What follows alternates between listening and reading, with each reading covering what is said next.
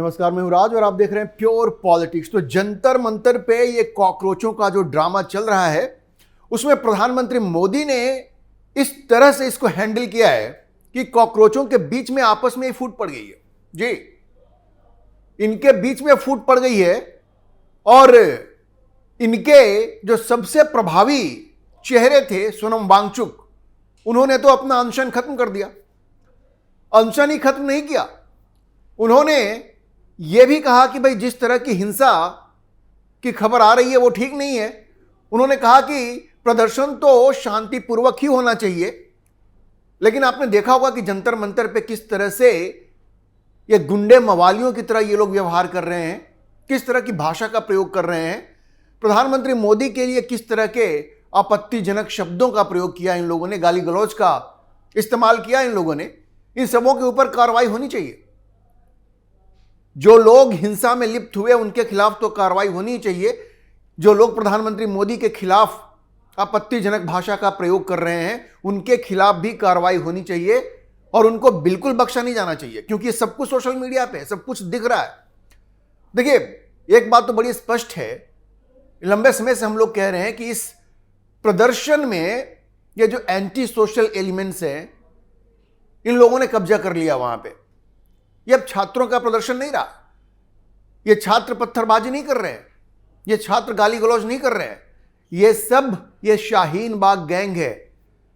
ये गैंग जो टुकड़े टुकड़े गैंग से ताल्लुक रखता है। बहुत सारी ऐसी खबरें आ रही हैं कि बांग्लादेश से, दुबई से इन लोगों को खाना भेजा जा रहा है, खाने का पैकेट आ रहा है। कहां से? बांग्लादेश से, दुबई से, कतर से। और यह भी खबर आ रही है कि जो लोग शाहीन बाग के एंटी सीएए प्रोटेस्ट में शामिल थे, शाहीन बाग से वो लोग भी आ रहे हैं। और आप देखेंगे कि वहां जिस तरह से नारे लग रहे हैं कि नाम रहेगा अल्लाह का, पूरी तरह से जिहादियों ने वहां पे कब्जा कर लिया। जिहादियों ने, अर्बन नक्सलों ने बिल्कुल कब्जा कर लिया वहां पे। और सोनम वांगचुक ने यही कहा है कि भाई प्रदर्शन शांतिपूर्वक होना चाहिए। और देखिए, प्रधानमंत्री मोदी ने ये जो मास्टर स्ट्रोक चला है ना, इनके सामने कोई भी क्रेडिबल चेहरा नहीं था। इनके इस पूरे कॉकरोच जनता पार्टी का ये जो पूरा ड्रामा था, इसमें सिर्फ एक क्रेडिबल चेहरा था, सोनम वांगचुक। और अब सोनम वांगचुक ने भी ये महसूस किया कि भाई ये जो प्रदर्शन हो रहा है, छात्रों के नाम पे ये जो प्रदर्शन हो रहा है, इसमें सारे एंटी सोशल एलिमेंट्स, सारे जिहादी, सारे नक्सली इसमें घुस गए हैं। तो सोनम वांगचुक ने भी अपने हाथ उठा लिए। उन्होंने कहा कि भाई ये प्रदर्शन से एक तरह से उन्होंने अपने आप को अलग ही कर लिया और उन्होंने अपना अनशन तोड़ा। आप सबने देखा होगा। लेकिन उसके बाद ये अभिजीत दीपके और बौखला गया है। देखिए, सोनम वांगचुक ने जब अपना अनशन तोड़ा तो आपने देखा होगा, दो तीन चीजें उन्होंने कही, लेकिन कहीं भी उसमें यह नहीं था कि उनकी पहले की जो जिद थी कि धर्मेंद्र प्रधान का इस्तीफा होना है, उस पर उन्होंने जोर नहीं दिया। उस पर उन्होंने जोर नहीं दिया। मुख्य रूप से जो बातें उन्होंने कही कि भाई जो नीट स्टूडेंट्स थे जिन्होंने सुसाइड किया, उनके फैमिली को कॉम्पेंसेशन मिलना चाहिए। लेकिन धर्मेंद्र प्रधान के इस्तीफे की बात उन्होंने नहीं कही। और उन्होंने यह कहा कि भाई जो छात्र प्रदर्शन कर रहे हैं उनके खिलाफ पुलिस की कार्रवाई नहीं होनी चाहिए, जो शांतिपूर्वक जो प्रदर्शन कर रहे थे। तो सोनम वांगचुक ने भी यह मान लिया है कि इस प्रदर्शन में ऐसे लोग भी शामिल हैं जो हिंसक रास्ता इख्तियार कर रहे हैं। उनके बारे में उन्होंने कुछ नहीं कहा और धर्मेंद्र प्रधान के इस्तीफे के बारे में उन्होंने कुछ नहीं कहा। लेकिन ये जो अभिजीत दीपके है वो अभी भी इस जिद पे अड़ा हुआ है और उसने एक तरह से सोनम वांगचुक से अपना पल्ला छुड़ाने की कोशिश की, डिसोन कर दिया। जब पूछा गया अभिजीत दीपके से तो उसने कहा कि ये जो प्रदर्शन है ये अब न मेरा है न सोनम वांगचुक का है, ये छात्रों का प्रदर्शन है। ये कहने का क्या मतलब हुआ? कहने का मतलब ये है कि अब उनका ये कहना है कि भाई हमें सोनम वांगचुक से कोई मतलब नहीं है। लेकिन अभिजीत दीपके को ये समझना पड़ेगा कि इस पूरे प्रदर्शन में अगर किसी की क्रेडिबिलिटी थी तो सोनम वांगचुक की ही थी। अगर सोनम वांगचुक गए तो फिर अब आपके पास कोई क्रेडिबिलिटी नहीं रह गई है। और देखिए, प्रधानमंत्री मोदी ने इस प्रदर्शन को खत्म करने के लिए किस तरह से अपने आप को इसमें इन्वॉल्व किया है। उन्होंने खुद अपना वीडियो सोशल मीडिया पे डाला और यह कहा कि भाई नीट की परीक्षा में जो दोषी हैं उनके खिलाफ कार्रवाई भी होगी। फास्ट ट्रैक कोर्ट को भी उन्होंने नोटिफाई कर दिया। एक धर्मेंद्र प्रधान का इस्तीफा हो जाने से यह जो पेपर लीक की समस्या है वो तो खत्म नहीं हो जाएगी। आप सोचिए कि यूपीए के जमाने में भी कितनी पेपर लीक हुए थे। तो किसने इस्तीफा दिया था? 2011 में यही एम्स में पोस्ट ग्रेजुएशन का क्वेश्चन पेपर लीक हो गया था। कपिल सिब्बल शिक्षा मंत्री थे, गुलाम नबी आजाद हेल्थ मिनिस्टर थे। किसने इस्तीफा दिया था? किसी ने इस्तीफा नहीं दिया था। और इस्तीफा दे देने से, धर्मेंद्र प्रधान का इस्तीफा दे देने से कोई रिफॉर्म तो हो नहीं जाएगा, आगे से कोई पेपर लीक होगा ऐसी बात तो है नहीं। तो उन्होंने कहा कि भाई हम पूरे सिस्टम को ठीक करते हैं। और देखिए, अब खबर यह है कि सरकार यह व्यवस्था करने जा रही है कि 10 साल तक की सजा हो जाएगी जो भी इसमें इन्वॉल्व पाए जाएंगे। अभी नीट वाले मामले में जिन लोगों को गिरफ्तार किया गया है उनके लिए मुश्किलें आगे बढ़ने वाली हैं, क्योंकि पहले जो 3 से 5 साल तक की सजा का प्रावधान था उसको बढ़ा करके 5 से 10 साल किया जा रहा है और 1 करोड़ तक का जुर्माना लग सकता है। तो सरकार तो यही कर सकती है ना, पूरे सिस्टम को ठीक कर सकती है।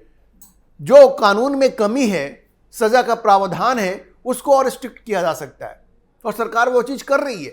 एक चीज जरूर है कि अगर ये सारे जो स्टेप्स प्रधानमंत्री मोदी ने उठाने की घोषणा की है और सरकार जो उठाने जा रही है, अगर ये जो जंतर मंतर पे प्रदर्शन हुआ इससे पहले ही अगर ये हो जाता तो ज्यादा बढ़िया था। इतना इंतजार करने की जरूरत नहीं थी कि कोई आएगा जंतर मंतर पे ये कॉकरोच प्रदर्शन करेंगे तब जाकर के ये सुधार किए जाएंगे, इसकी जरूरत नहीं थी।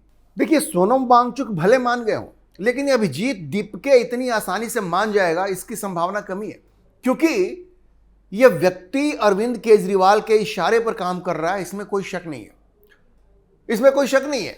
यह पूरा जो प्लान है वो अरविंद केजरीवाल ने बनाया है, बिल्कुल यही लग रहा है। क्योंकि देखिए, अरविंद केजरीवाल जिस तरह से डिस्क्रेडिटेड हो चुके हैं, दिल्ली की जनता ने तो उनको ठुकरा ही दिया, खुद अपना चुनाव वो हार गए, पंजाब में भी उनकी स्थिति ठीक नहीं है, और जब से शराब घोटाले में उनका नाम आया तब से उनकी क्रेडिबिलिटी बिल्कुल ऑल टाइम लो चली गई है। क्रेडिबिलिटी तो रही नहीं, वो एक पॉलिटिकल कमबैक करना चाहते हैं। और देखिए, अगर अरविंद केजरीवाल अपने नाम पे इस भीड़ को जुटाना चाहते तो शायद वो भीड़ नहीं आती, क्योंकि उनकी क्रेडिबिलिटी अब रही नहीं। तो उनको नए चेहरे की तलाश थी, और वो नया चेहरा कौन? अभिजीत दीपके, जो पहले आम आदमी पार्टी का ही सदस्य था। ये रंका, आशुतोष रंका, ये भी पहले आम आदमी पार्टी का सदस्य था। तो अपने पुराने चेले चपाटों को बुला करके इन्होंने ये जंतर मंतर पे ये ड्रामा करवाया। और चूंकि ये खुद अर्बन नक्सल माइंडसेट के हैं, तो सारे अर्बन नक्सल और जिहादी एलिमेंट, ये सब जो शाहीन बाग वाले थे, ये जाकर के इनके साथ वहां पे जुड़ गए और ये पूरा ड्रामा इन्होंने कर दिया। तो अभिजीत दीपके इतनी जल्दी मानेगा इसकी संभावना कम है, क्योंकि वो अरविंद केजरीवाल के इशारे पे नाच रहा है, ये बड़ा स्पष्ट है। इसलिए सोनम वांगचुक के बाद सरकार को अभिजीत दीपके के साथ सख्ती से निपटना पड़ेगा। सोनम वांगचुक तो फिर भी बातचीत मान गए और अब वो कह रहे हैं कि वो लद्दाख चले जाएंगे। अभी 3-4 दिन वो हॉस्पिटल में आराम करेंगे, उसके बाद वो लद्दाख चले जाएंगे, लेकिन उससे पहले वो प्रदर्शनकारियों से बातचीत करेंगे। अब देखिए, अभिजीत दीपके इतनी आसानी से तो मानेगा नहीं, लेकिन अगर जंतर मंतर पे स्थिति बिगड़ती है तो सरकार को और सख्ती से कार्रवाई करनी पड़ेगी, क्योंकि ये लोग कहते हैं ना, वो लातों के भूत बातों से नहीं मानते, तो ये मान लेंगे, इसकी संभावना बहुत ही कम है। अच्छा देखिए, इस पूरे धरना प्रदर्शन में जिस तरह से राहुल गांधी की एंट्री होती है, धरना प्रदर्शन में वो खुद तो नहीं गए, लेकिन उनको जब ये डर लगा कि भाई ये क्रेडिट तो सारे ये लोग ले जाएंगे, तो वो चले गए प्रधानमंत्री मोदी के आवास के बाहर धरना देने के लिए, और उनको वहां से उठा के फेंका गया।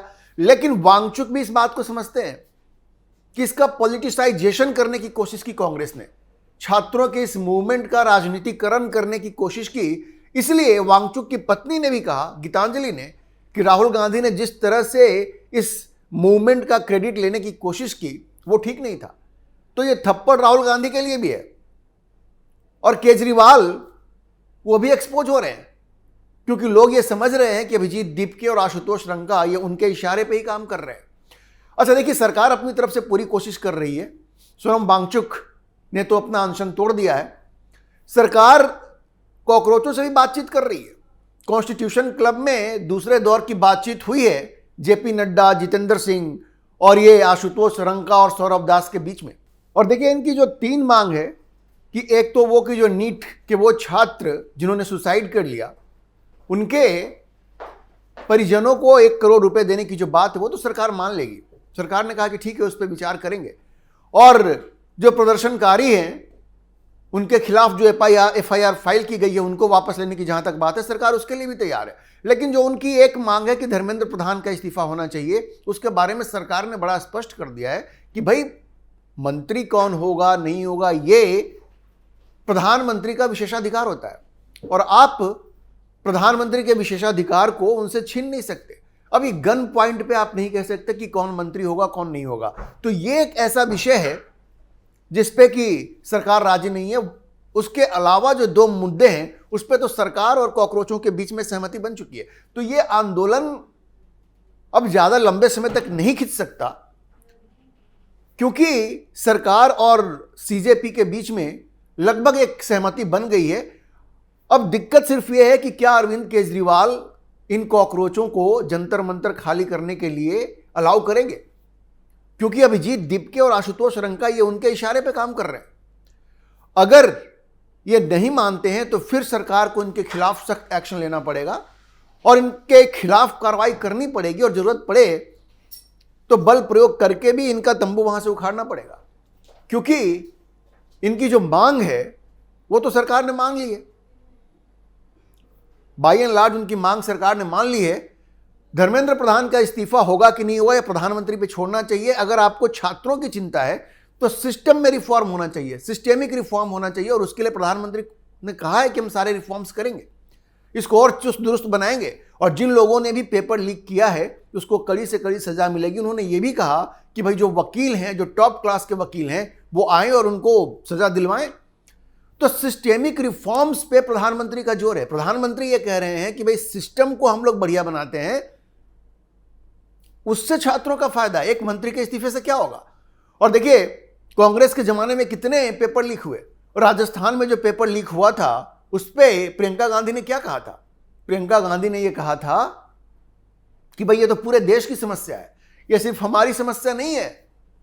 यह प्रियंका गांधी ने कहा था राजस्थान में। तो कांग्रेस जब यह कहती है कि नरेंद्र मोदी की सरकार पेपर लीक को नहीं रोक पाई तो वो झूठ बोल रही है, क्योंकि उनकी अपनी सरकार कर्नाटक में भी नहीं रोक पाई है, राजस्थान में वो नहीं रोक पाए थे अशोक गहलोत के टाइम में, और अभी कर्नाटक से खबर आ रही है कि वहां भी पेपर लीक हुआ कांग्रेस की सरकार के कार्यकाल में। और अभी एक भर्ती घोटाले की भी वहां से चर्चा हो रही है जिसमें 80 लाख रुपए दे करके नौकरियां दी गई हैं, ऐसी खबरें आ रही हैं वहां से, वहां की लोकल मीडिया में रिपोर्ट किया जा रहा है। देखिए प्रधानमंत्री ने जो रास्ता सुझाया है कि भाई सिस्टम का रिफॉर्म होना चाहिए, आप मंत्री के इस्तीफे पे जोर मत दीजिए, ये सही रास्ता है। और इन छात्रों को, इन कॉकरोचों को ये बात समझ में आनी चाहिए कि सिस्टम का जब रिफॉर्म होगा तभी छात्रों का भला होगा, एक मंत्री के इस्तीफे से कुछ नहीं होता। बाकी सारी मांगे तो सरकार ने मान ही ली है। तो ये जो धरना प्रदर्शन चल रहा है जंतर मंतर पे, जहां छात्र कम और ये गुंडा एलिमेंट्स ज्यादा वहां पहुंच गए हैं, जिहादी ज्यादा पहुंच गए हैं, वहां पे अर्बन नक्सल ज्यादा पहुंच गए हैं, ये प्रदर्शन जल्द से जल्द खत्म होना चाहिए। सरकार ने काफी पॉजिटिव अप्रोच दिखाया है। इन कॉकरोचों को भी इस बात को समझना चाहिए कि एंटी सोशल एलिमेंट्स वहां पे अपना कब्जा कर रहे हैं। देश विरोधी तत्वों के हाथ में खेलने का कोई मतलब नहीं है। सरकार को भी ये चाहिए कि अगर ये अभिजीत दीपके और आशुतोष रंका नहीं मानते हैं, अरविंद केजरीवाल के इशारे पे जमे रहते हैं, तो फिर बल प्रयोग करके इनका तंबू वहां से उखाड़ करके इनको बिल्कुल वहां से उखाड़ दिया जाए, वरना ये दिल्ली में फिर से वही हालात पैदा कर सकते हैं जो 2020 में हुआ था। अभी के लिए इतना ही। हम इस खबर पर नजर बनाए रखेंगे और आपको अपडेट करते रहेंगे। इस विषय पर आप क्या सोचते हैं अपनी राय कमेंट बॉक्स में जरूर लिखें। और अगर आपको ये वीडियो पसंद आया हो तो आप इसे लाइक करें, शेयर करें और हमारे चैनल को सब्सक्राइब जरूर करें।